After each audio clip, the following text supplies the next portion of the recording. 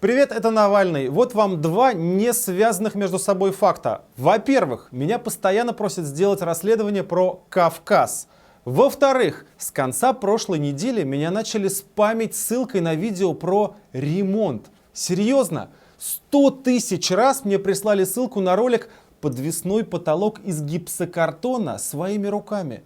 Что происходит, думал я. Розыгрыш, флешмоб. Зашел и сразу обратил внимание, что комментарии к этому ролику забиты моей фамилией. Ну, в таком ключе: сейчас сюда придет Навальный. Я пришел, посмотрел это видео. Офигел, если честно. Мы, Фонд борьбы с коррупцией, изучили ситуацию, чтобы я мог ее рассказать вам. И вот, благодаря подвесному потолку из гипсокартона, это мой ролик про Северный Кавказ, и я очень рекомендую всем его посмотреть, чтобы понять и ужаснуться от того, как устроена власть в этой части России. Как можно целый регион ограбить, ободрать до нитки, убивать людей, но продолжать открыто наслаждаться фантастическим богатством и быть при этом государственными служащими.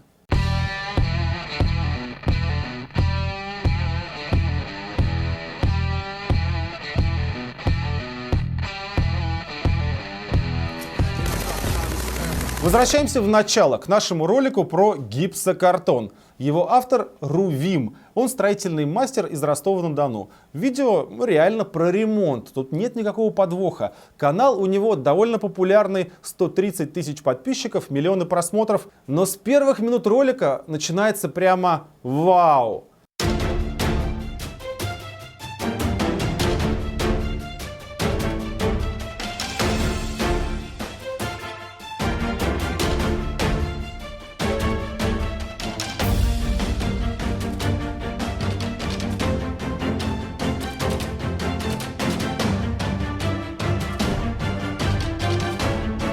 Съемка, виды, территория, сам дом, естественно. Я не мог отделаться от ощущений, что это мы сами это все сняли, только где-нибудь на Рублевке. Где еще можно было такое отгрохать? Рувим, ведущий этого канала, очень так интересничал по поводу того, где он это снимает.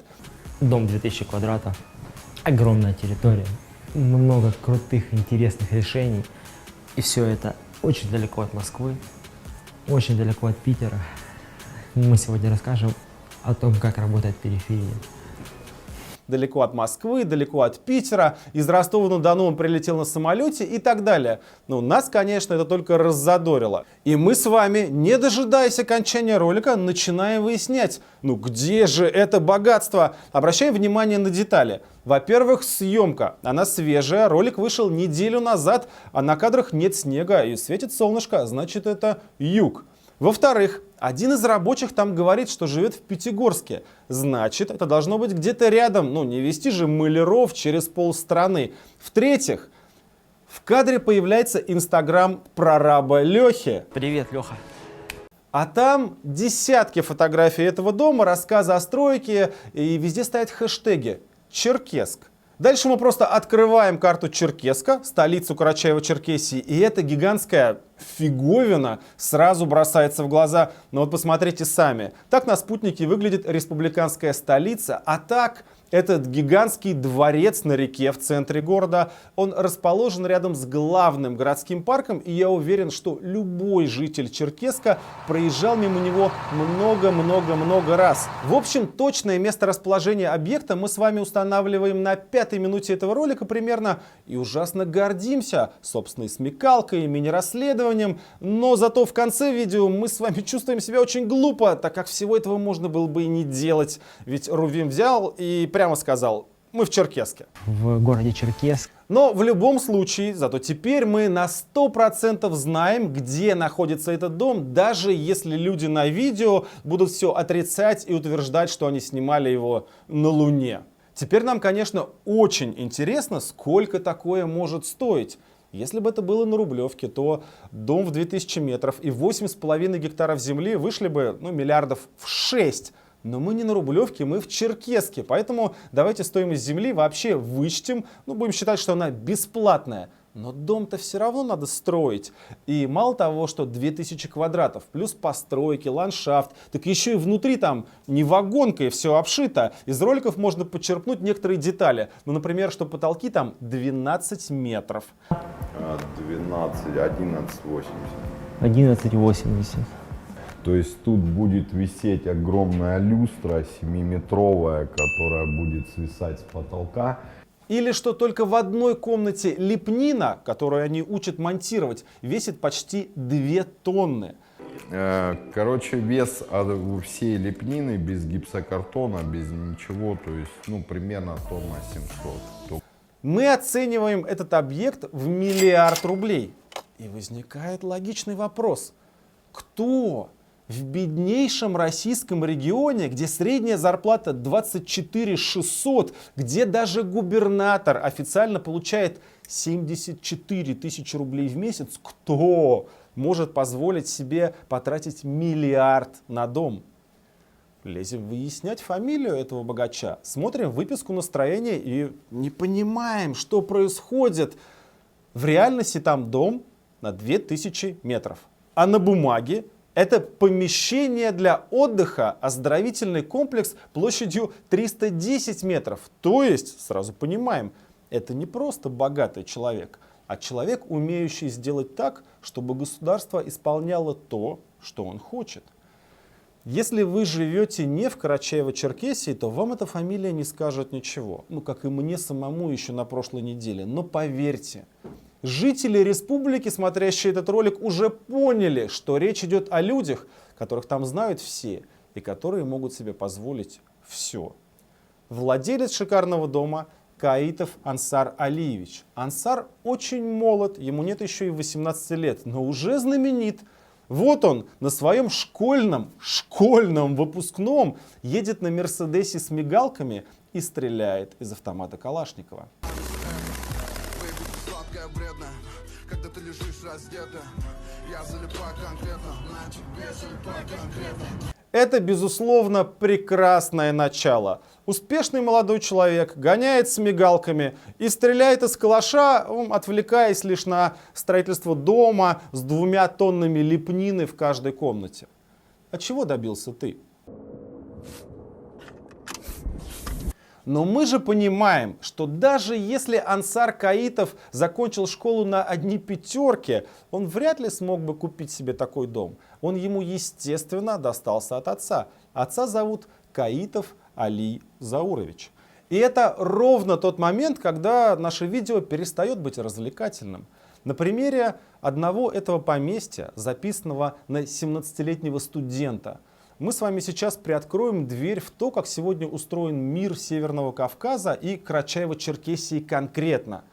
Карачаево-Черкесия бедная республика, унизительно бедная, и вы сейчас увидите почему. Там все, абсолютно все поделили между собой несколько семей, объединившись в такие хитро сплетенные кланы, распределив между собой вообще все деньги, которые поступают в регион из бюджета. Каждую копейку, будь это газ, электричество, благоустройство, дорога, все поделено. Парламент, правительство, суды, крупные предприятия, курорты, абсолютно все подконтрольно небольшой группе людей, кровных родственников, которые на протяжении десятилетий грабят тех, кто живет на этой земле. Про одну из этих семей вы уже отлично знаете, и они в новостях каждый день. Это те самые Арашуковы. Во главе с Рауфом Арашуковым, сенатором от Карачаево-Черкесии, а по совместительству убийцей, коррупционером и лидером группы, укравшей, по словам Следственного комитета, больше 30 миллиардов рублей из «Газпрома». Да только вот Арашуковы не исключение. Клан Каитовых делает то же самое. Они поделили республику. Да, это звучит как сюжет фильма о постапокалиптическом будущем, но это и есть устройство Северного Кавказа в современной России. Мы потянули всего за одну нитку. А вот за хозяина дома из этого видео, чтобы рассказать вам, кому он принадлежит, но вытянули невероятного масштаба змеиное гнездо, размер которого мы до сих пор не можем осознать. Вот то, что у нас получилось. Это гигантская схема, всего одна, но невероятно богатая семья. Они живут лучше, чем любой из вас. Они ездят на Бентли и спорткарах, живут во дворцах с экзотическими животными. Их жены с головы до ног обвешаны бриллиантами. Они тусуются по миру, путешествуют, наслаждаются жизнью. И почти все они чиновники. Хозяин дома, назову его имя еще раз, Каитов Алий Заурович. Он зять бывшего президента Карачаево-Черкесии, ну то есть женат на дочери прошлого президента. Их ребенок, на которого дом записан, соответственно, президентский внук.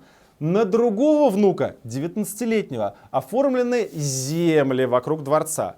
Али Каитов был и остается очень влиятельным человеком в республике. Он был депутатом, владел заводом, ну а сейчас, наверное, мог бы уже метить в губернаторы с такими-то родственниками, но мешает ему одно маленькое обстоятельство. В 2004 году, когда ему было 27 лет, во время празднования детского дня рождения, он убил у себя на даче 7 человек, включая другого депутата. Но они что-то не поделили по бизнесу. Это массовое убийство прогремело тогда во всех СМИ в 2004 году. Понятно почему.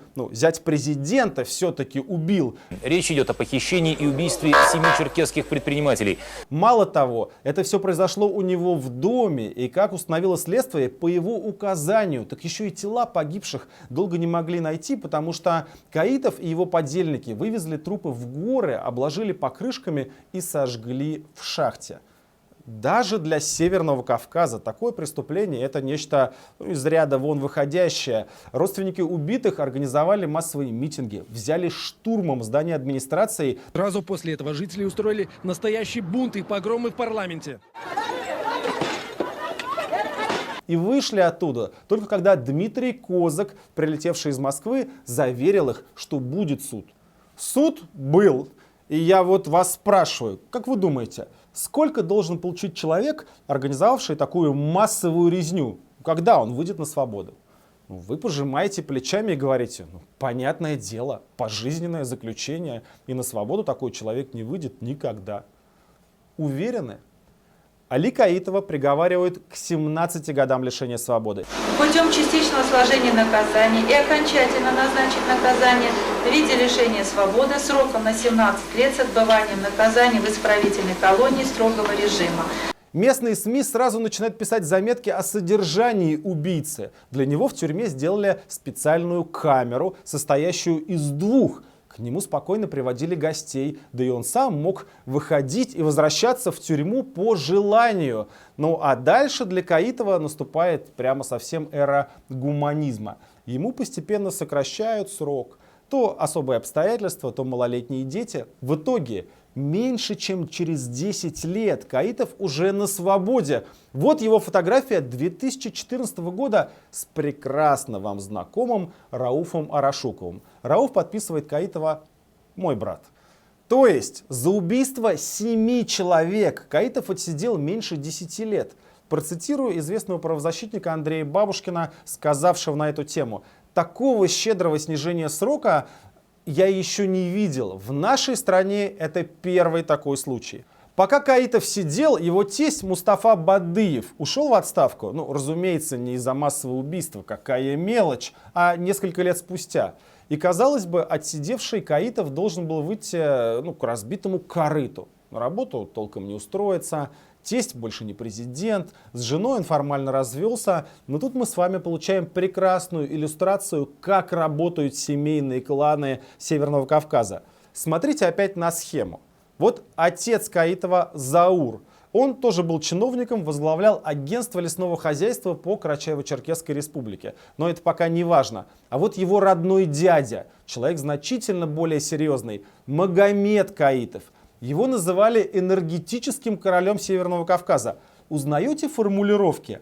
Арашукова тоже называли королем, газовым королем. Я предполагаю, что может сложиться впечатление, что этот дядя построил некий успешный энергетический бизнес, который сделал его олигархом. Это, разумеется, не так. Его в 2002 году на должность главы Кавказской энергетической управляющей компании назначил наш эффективный управленец и либерал Анатолий Чубайс. Чубайс же, кстати, наградил Каитова орденом за заслуги перед российской электроэнергетикой. В результате этого мощного назначения Магомед Каитов разворовал республиканскую энергетику подчистую. Воровал на тарифах, то есть буквально у каждого жителя Карачаево-Черкесии прямо из кармана. Я бы рассказал вам сам, как он это делал, но пусть лучше это вместо меня сделает Путин. Он-то точно не обманет. Так, энергетическая система Северо-Кавказского региона в значительной мере контролируется одной семьей, семьей господина Каитова. Потребители проводят оплату за поставленную энергетику на счета аффилированных компаний. Далее часть полученных средств обналичивается через фирмы-однодневки или присваивается членами семьи. Спасибо, Владимир Владимирович. Магомеда Каитова арестовали и вменили ему хищение 4 миллиардов рублей. Это было в 2013 году. В Москве на 2 суток до решения суда задержан Магомед Каитов, бывший генеральный директор акционерного общества МРСК Северного Кавказа. Потом происходит чудо. Такое же чудо, как с отсидкой за массовое убийство. И мы видим Магомеда Каитова в инстаграме его детей. Разумеется, на свободе. То есть, если он и сидел там где-то, то чисто символически. Если вы думаете, что строгий выговор, арест и разоблачение лично Путиным отразилось как-то на жизни или благосостоянии клана Каитовых, то вы сильно заблуждаетесь. Вот дочь укравшего 4 миллиарда энергетика, Джамиля, основательница собственного интеллектуального женского салона. Она гоняет на Бентли с красной обивкой. Все? В общем, я не могу уже переснимать это 5-й раз. А вот мы наконец-то простояли практически в пробке. Тусуется с певицей Валерией у Ротенбергов на даче, плавает с ними на яхте. Вот она, с недавно отсидевшим за массовое убийство братом в Париже, а вот уже на юге Франции, с ним же. Путешествовать ей приходится много, поэтому летает она на частном самолете. Любит Путина. Оказавшись перед Путиным, что ты ему скажешь? Ее сестра Карина живет в Нью-Йорке и работает диджеем и певицей. Она официальный посол дома Шанель в России. Татлер и все дела. А вот и жена заслуженного энергетика Каитова Мадина. Тоже с Ротенбергами. Тоже в частном самолете. Элита. Как ни крути. А какая у тебя суперсила? Деньги. Вот все они учтены в нашей схеме. Смотрите, вот здесь семья родного брата Каитова убийцы. Брат, естественно, чиновник. Возглавляет Карачаево-Черкес Автодор. Ну, то есть автодорожное бюджетное строительство в республике. Это абсолютно не мешает ему дарить своей жене Мадине Бентли с бантиком. А оцените их домашние интерьеры, как изысканно. Отдых на яхте на Ибице, Эмираты, Монте-Карло. Ребенок тоже хорошо собран в школу. Букварь в портфеле Гуччи, модные мокасины к школе готов. Вы сейчас будете смеяться или плакать, я не знаю, но как вы думаете, кто это стоит в золоченых интерьерах дома главы Карачаево-Черкес Автодора? Это папа его жены Мадины, Карабашев Альберт Алиевич. На тот момент начальник полиции Карачаево-Черкесии, заместитель министра внутренних дел республики. В Фейсбуке можно найти фотографии его младшего сына Ислама. Он прокурор. Если вам уже хочется биться головой об стол, терпите. Это Россия. Это Россиюшка.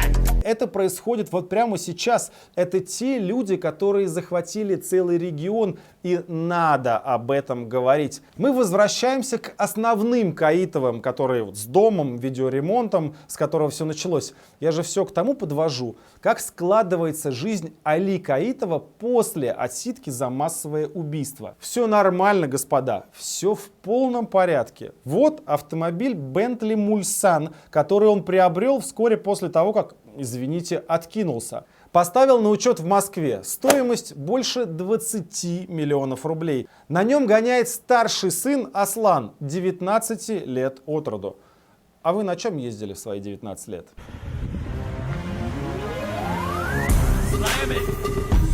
Так, Бентли сыну отдал, теперь нет Бентли. Значит, надо что-то сделать. Купить еще один? Пожалуйста, внедорожник Bentley Bentayga. Куплен экс-зэком в 2017 году. Стоимость 15 миллионов рублей. Там еще много машин, очень много. Мерседес такой, Мерседес другой, комплект BMW. Все это машины детей-подростков Каитова в Черкесске. А угадайте с одного раза, чем Али Каитов занимается?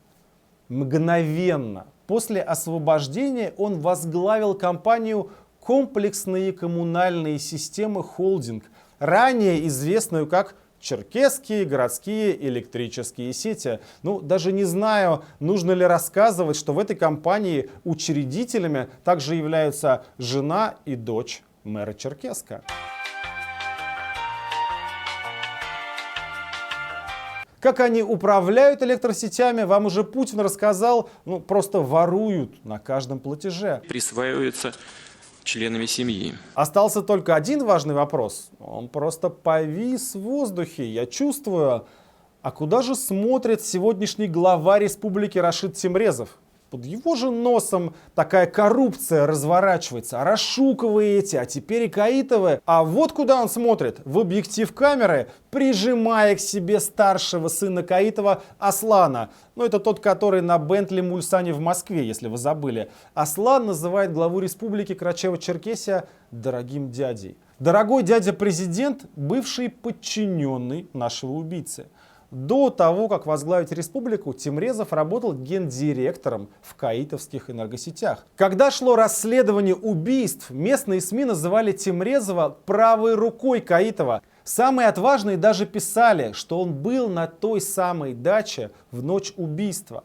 Посмотрите на этого замечательного президента республики. Он не должен сливаться у вас с безликой массой других губернаторов, потому что он, пусть формально, несет ответственность за происходящее в республике.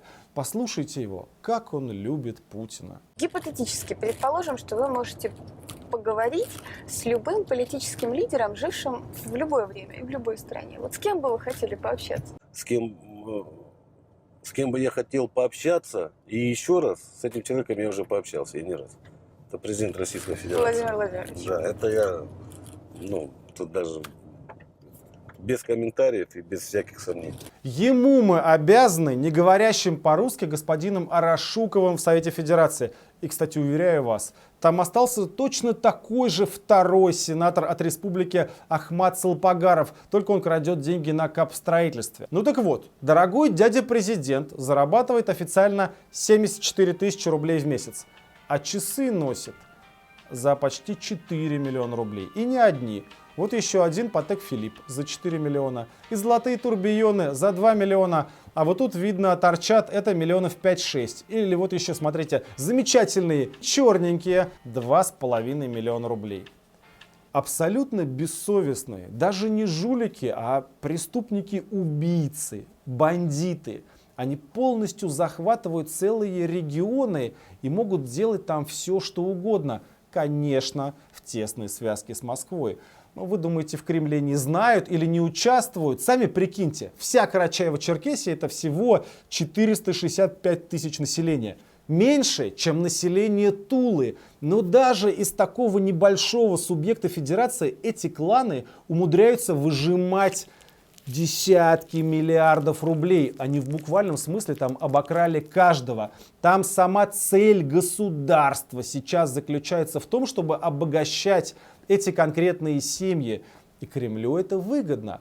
Он отгружает туда дотации, обратно получает откаты и прикрывает это все своим обычным. Ну а что вы хотите? Это же Северный Кавказ, там всегда так должно быть. Это значит что? Не нужно вкладывать деньги в развитие северно-кавказских республик?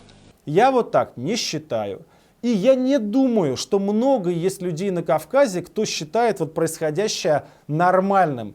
В любом случае, я очень рад, что мне прислали то самое видео про гипсокартон. И теперь намного больше людей узнает о происходящем в республике Карачаево-Черкесия. Это вам, кстати говоря, ответ на вопрос. А что нам делать с Северным Кавказом? Да не надо вот эти кланы поощрять, которые всех грабят. И не надо убийц из тюрьмы выпускать. Тогда там все будут жить гораздо богаче. и все станет гораздо спокойнее. Отдельно мне очень хочется сказать огромное спасибо тем малочисленным, но существующим независимым карачаево-черкесским СМИ и блогерам, которые, несмотря ни на что, продолжают все это время писать про эти кланы, про всех этих мерзких Арашуковых, Каитовых, Темрезовых. Благодаря их статьям, постам и видео за относительно небольшое время нам удалось хоть частично понять и воссоздать реальную картину происходящего в республике. Вы замечательные, смелые люди и делаете очень важное дело. Подписывайтесь на наш канал. Здесь говорят правду.